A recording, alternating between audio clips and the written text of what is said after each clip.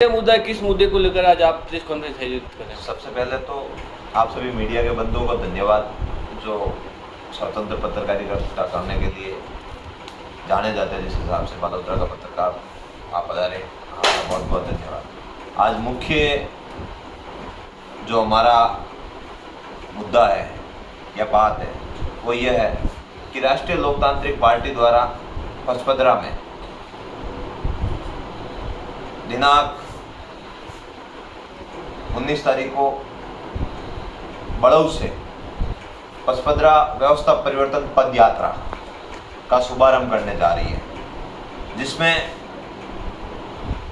किसानों के संपूर्ण कर्ज माफी का मुद्दा और वर्तमान में बिना बारिश के जो फसलें बोई थी, अच्छी बारिश हुई थी शुरुआत में, लेकिन अंत में जाते जाते बारिश ने धोखा दे दिया और फसलें खराब हो गई, पूरी फसलें नष्ट हो गई। उन फसलों का उचित मुआवजा दिलाने के लिए पटवारियों ने अभी तक गिरदावरी नहीं की है, अधिकारी गहरी नींद में सो रहे हैं। इन सब बातों से प्रशासन को संशोधित करने के लिए, जगाने के लिए पचपदरा व्यवस्था परिवर्तन पद यात्रा निकालेंगे। उसमें दूसरा जो मुद्दा रहेगा हमारा, रिफाइनरी में स्थानीय लोगों को रोजगार, शिक्षा की व्यवस्था को सुधारना, पानी की किल्लत और डोली जेरला क्षेत्र में जो पिछले 10-15 सालों से जो केमिकल के पानी की मुख्य समस्या है, इससे कैसे आज़ादी मिले, पचपदरा हरा भरा कैसे हो, पचपदरा शिक्षित कैसे बने, इस हेतु पूरे पचपदरा विधानसभा में पद यात्रा निकालने का कार्यक्रम है, जिसमें हमारा मुख्य स्लोगन रहेगा पचपदरा व्यवस्था परिवर्तन पद यात्रा। ये यात्रा कहाँ से शुरू होगी और कहाँ पर खत्म होगी?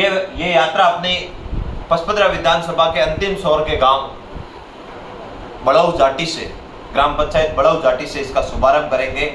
हजारों की संख्या में किसानों की मौजूदगी में ये यात्रा का आगाज होगा और ये यात्रा आगामी 10-15 दिन तक पूरे पचपदरा विधानसभा में घूमेगी और हर आदमी को जगाएगी कि आप लोगों के साथ पिछले 50 सालों में क्या कुटाराघात हुआ है, क्या क्या वादे किए गए, कितने वादों पे ये नेता आपके खरे उतरे हैं और आगामी समय में अगर आप साथ देते हो तो आपके लिए क्या क्या करेंगे, क्या क्या योजनाएं रहेगी। आपने केमिकल की बात करी, जो डोली इलाका पर जो रासायनिक पानी आ रहा है, आप बालोतरा प्रशासन ने 7 दिन का अल्टीमेट दिया था। 7 दिन के अल्टीमेट के अंदर कोई परिवर्तन हुआ इस समस्या को लेकर? देखिए, 7 दिन के बाद जब बात हुई तो प्रशासन ने कहा पटवारी हड़ताल पे चले गए। अब जाहिर सी बात है, गिरदावरी पटवारी करते हैं तो पटवारी हड़ताल पे चले गए।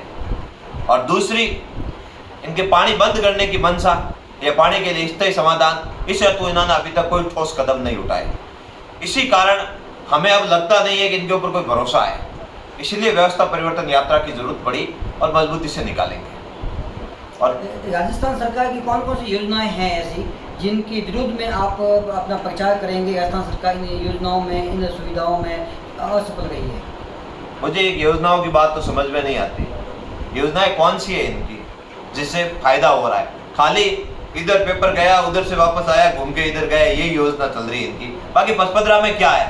जिस क्षेत्र से मैं यात्रा का शुभारंभ कर रहा हूँ, उस क्षेत्र में आज़ादी के 75 साल बाद सड़क नहीं है, लाइट की व्यवस्था नहीं है, एक कनेक्शन कट कर होने के बाद 50 दिन तक वापस बिजली का कर्मचारी वहां नहीं पहुंचता है, वहां रोडवेज बस की सुविधा नहीं है, वहां शिक्षा की व्यवस्था नहीं है। अगर स्कूल इन्होंने उच्च माध्यमिक क्रमोन्नत की है तो उसके बाद भी इनके पास शिक्षक कहाँ है?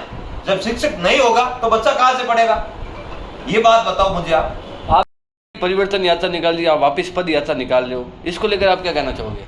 भाजपा परिवर्तन यात्रा किसका परिवर्तन चाहती है? अब तो राजस्थान में लोग भाजपा को चाहते ही नहीं है और ये परिवर्तन यात्रा निकाल रही है। भाजपा का या बालोतरा में कोई ऐसा विषय नहीं है।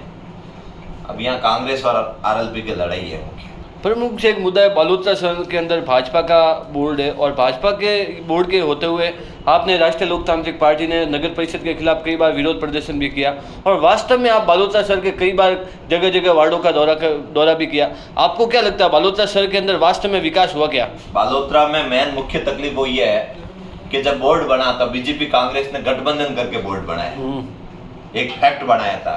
उसी फैक्ट का नतीजा है कि बालोतरा में विकास ठप पड़ा है। अगर कोई पार्षद आवाज उठाता है तो उसके खिलाफ कार्रवाई हो जाती है। अगर कोई किसान का बेटा कोई भी तरीके से बालोतरा के विकास की सार रखता है तो उसके खिलाफ तरह तरह के षड्यंत्र रचे जाते हैं। लेकिन ये जान चुकी है जनता कि बालोतरा में बीजेपी और कांग्रेस का गठबंधन कैसे लोगों को तबाह कर रहा है। आप देखिए, बालोतरा में एक बच्चा जाता है, उसके पीछे से ट्रक आके गड्ढे में गिर के हत्या हो जाती है।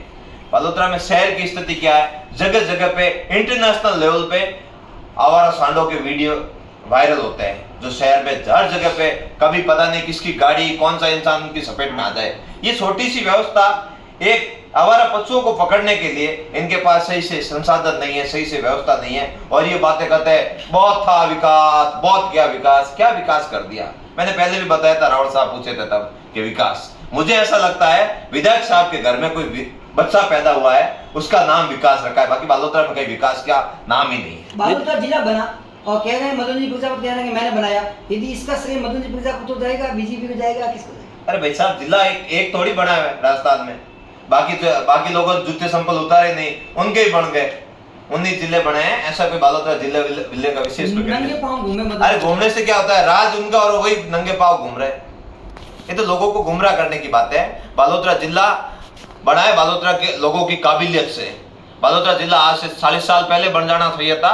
ये कांग्रेस और बीजेपी के लोगों की नाकामी है, इस वजह से बालोतरा लेट जिला बना है। बाकी आज से 40 साल पहले बालोतरा जिले बनने के लायक था। यहाँ का राजस्व देखो, यहाँ के व्यापारियों द्वारा बसाया गया कपड़ा उद्योग देखो, यहाँ का लवण का जो नमक का व्यापार है, जो देश विदेश पूरे में प्रचलित है, वो देखो। यहाँ बालोतरा की काबिलियत है, उस हिसाब से जिला बना है।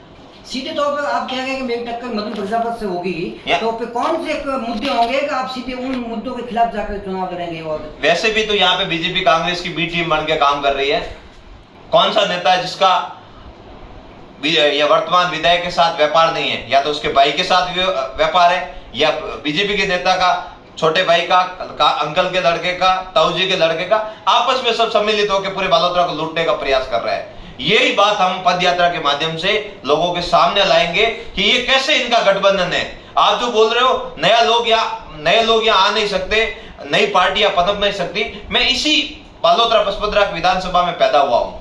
बचपन से मैंने यहाँ लोगों की तकलीफें देखी है, लोग कैसे यहाँ रह रहे हैं, वो कैसे तकलीफ में हैं, उनके निस्तारण के लिए तो हम निकले हैं और इस गठबंधन को लोगों के सामने जग जाहिर करेंगे, जैसे हनुमान जी ने वसुंधरा और गहलोत के गठबंधन को लोगों के सामने लाया। आपने बजरी को लेकर 90 दिन तक आंदोलन किया, उसके बाद भी राजस्थान के अंदर बजरी की दरें कम नहीं। प्रमुख जो पचपदरा विधानसभा की बात करूं तो अभी तक बजरी की दरें वही के वही है। इसको लेकर आप क्या कहना चाहोगे? अब तो बजरी में नोट सिस्टम चल गया। पहले पुराना लुटेरा था, अब नया लुटेरा आ गया है। उस नए लुटेरे का नाम आप सबको मालूम है। आप बीजेपी ये किसका निशाना? नया लुटेरा कौन है? नया लुटेरा वही है, पूर्व मंत्री जी का भाई है। कौन? नाम बताइए। नाम वो आपको पता चल जाएगा। बीजेपी कांग्रेस आप बोल रहे हो दोनों पार्टी एक है, गठबंधन, जबकि जोधपुर में कई जगह पंचायत समितियों में गठबंधन तो बीजेपी और आरएलपी का है। कहाँ पे? जोधपुर में गया, कई ओसियां वगैरह, फलौदी में, जहाँ पंचायत समिति छोटे लेवल के चुनाव में अलग चीज होती है, बड़े लेवल पे अलग चीज होती है। छोटे लेवल पे वहाँ आवश्यकता थी, वहाँ किसान के बेटों को, नए लोगों को कुचलने का प्रयास किया जा रहा था। इसलिए बीजेपी जहाँ पे भी बीजेपी के साथ हुआ, कैसे हुआ, वहाँ करके किसान के बेटों को प्रधान बनाया। बनने था किसान के बेटों को कौन प्रधान बनने? वहाँ बीजेपी ठीक थी और यहाँ बीजेपी ठीक। तो उसी दिन भी तो हम बीजेपी का विरोध कर रहे थे, जब हमारे जहाँ आवश्यकता थी किसान के बेटों को, अन्यथा कौन प्रधान बना था बताओ? यहाँ तो महंगी महंगी बोलने लगती है। हनुमान बेनीवाल है जो नरेगा से सामान्य की सीट पे नरेगा में काम करती हुई गुड्डी देवी को समूह की प्रधान बनाया है। विधानसभा चुनावों के बाद में आपकी आरएलपी किस पार्टी का समर्थन करेगी? वो तो वहां पे मालूम है केंद्रीय राष्ट्रीय नेतृत्व को। हमारे पास तो यही है, पार्टी ने हमें मैसेज देके भेजा है, दोनों पार्टियों का जो गठबंधन है उसको लोगों के सामने लाओ, और जो अब हम लोगों ने जनता के लिए क्या काम किया है उसको बताए। और वर्तमान में आप मुझे ये चीज बता दो, मीडिया के बंधु भी बैठे हैं, पिछले 5 सालों में बालोतरा पचपदरा में आम जन के लिए कौन लड़ा? ये अभी मयंक जी पूछ रहे थे, परिवर्तन यात्रा निकाल रही है। असल में परिवर्तन के लिए लड़ा कौन है बालोतरा में? बीजेपी का 5 साल का एक भी आंदोलन बता दो मुझे कि आज हमने यहाँ प्रदर्शन किया, मैं मान जाऊंगा। थान सिंह जी, आप कह रहे हैं बीजेपी कांग्रेस का गठबंधन है, इसीलिए इनके खिलाफ होना चाहिए, लेकिन चुनावों के बाद में आपकी पार्टी के कुछ विधायक जीत कर आए विधानसभा में और बीजेपी के साथ में गठबंधन कर दिया या कांग्रेस के साथ कर दिया, तो फिर जनता आपसे सवाल पूछेगी, आपका जवाब क्या होगा? हमारा मुख्य उद्देश्य लोगों का काम करना है, लोगों के लिए कैसे आगे आए इसको लेकर लड़ रहे हैं। राजस्थान में हनुमान जी ने व्यवस्था परिवर्तन का नारा दिया था, हम तो व्यवस्था परिवर्तन करना चाहते हैं। अगर हमारे स्लोगन पे कोई हमारे साथ आकर काम करना चाहता है तो हमें कोई तकलीफ भी नहीं है। मतलब कांग्रेस बीजेपी गलत हो, आप गठबंधन कर सही। हम कौन सा गठबंधन, हम तो काम की बात कर रहे हैं। आपने गठबंधन तो किया ना, कहाँ किया, जोधपुर में कई जगह किया, कहाँ पे? पंचायत चुनाव। पंचायत चुनाव में मैंने पहले ही बताया, किसान के बेटों को प्रधान बनाने के लिए अगर गुड्डी देवी जैसी नरेगा में काम करने वाली गरीब की बेटी अगर प्रधान बनती है, और उस गठबंधन की वजह से मैं तो 1000 बार ऐसे गठबंधनों का स्वागत करूंगा। ओके, धन्यवाद।